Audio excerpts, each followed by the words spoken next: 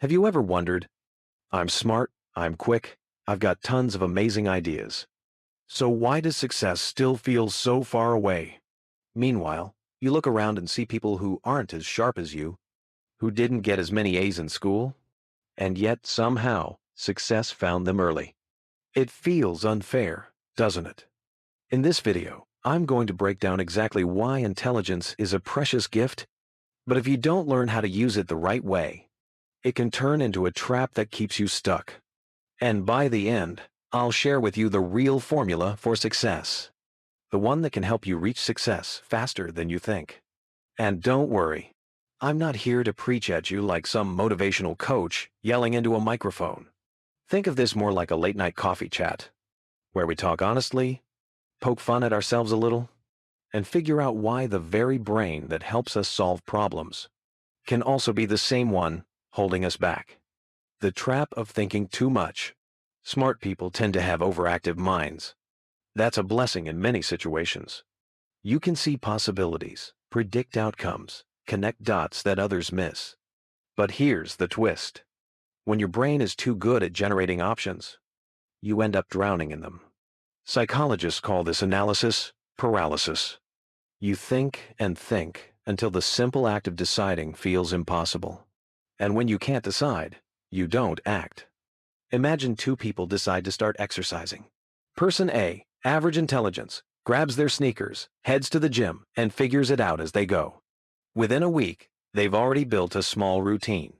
Person B, let's say that's you, spends hours researching whether it's better to work out in the morning or evening, whether cardio should come before or after weights, which protein shake is the most effective, which fitness tracker has the most accurate step count. Weeks go by.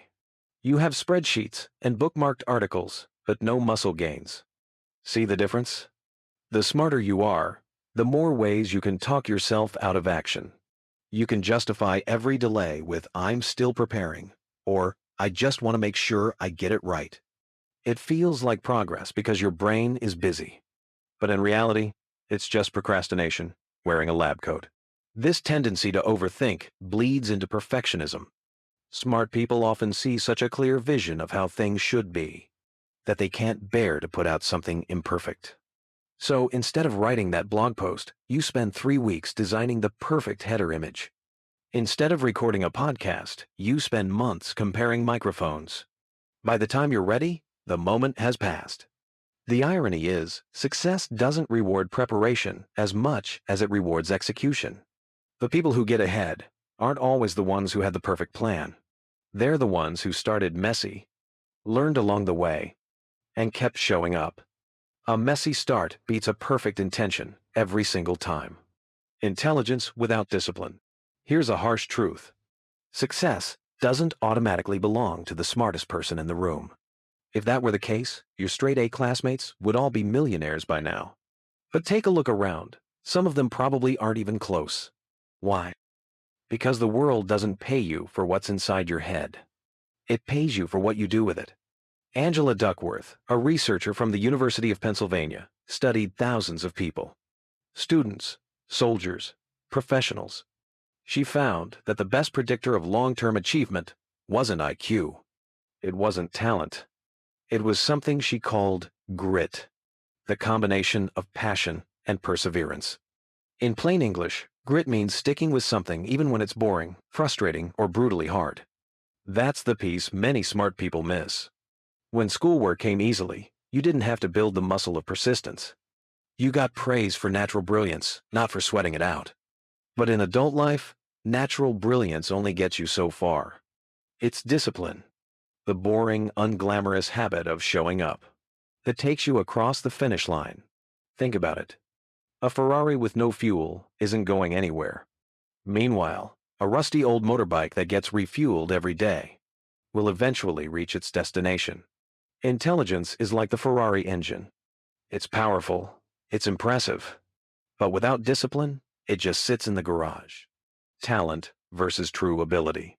This brings us to another trap, confusing talent with ability. Talent, or natural intelligence, is like being born with a head start.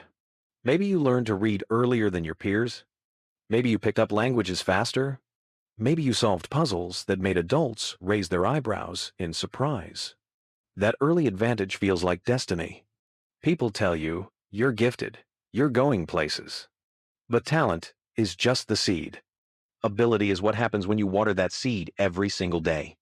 Picture a child who speaks early, full sentences before anyone else in kindergarten. Does that guarantee they'll become a world-class speaker or a famous TV host? Not at all.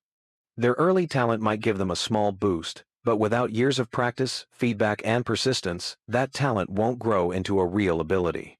Meanwhile, another child might stumble over their words for years, but with enough practice, coaching, and grit, they could become a brilliant communicator.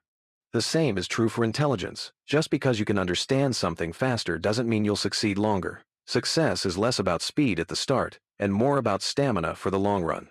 Think of runners. The one who sprints at the beginning might look unbeatable, but in a marathon, the steady runner often wins. So, if you've been relying on your intelligence as if it's a magic pass to success, it's time to realize talent makes the game easier at first, but ability, the capacity built through sweat, setbacks, and stubborn perseverance, is what actually wins the game. The ego trap. Now, let's talk about something a little uncomfortable. Ego. When you grow up being told you're smart, it becomes part of your identity. You're the clever one, the bright kid. That label feels good. It's like wearing a shiny badge. But it comes with a hidden cost: fear. The moment you've tied your identity to being smart, you start avoiding anything that might make you look dumb. You dodge challenges that you can't ace immediately. You drop hobbies if you're not instantly good at them. You'd rather not try than risk looking like a beginner. Psychologist Carol Dweck calls this the fixed mindset. It's the belief that intelligence is a fixed trait. You either have it or you don't. And when you live with that mindset, mistakes feel terrifying because they threaten your very identity. Contrast that with a growth mindset, the belief that skills can be developed through effort. People with a growth mindset don't mind looking clumsy at first. They know that being bad at something is just the first step toward being good at it. Smart people often get stuck in the fixed mindset. They protect their smart image at all costs. But here's the irony. The very moments when you look foolish, the mispronounced words, the failed first draft, the awkward attempt, those are the exact moments where growth is happening. If you never let yourself look silly, you never give yourself a chance to evolve.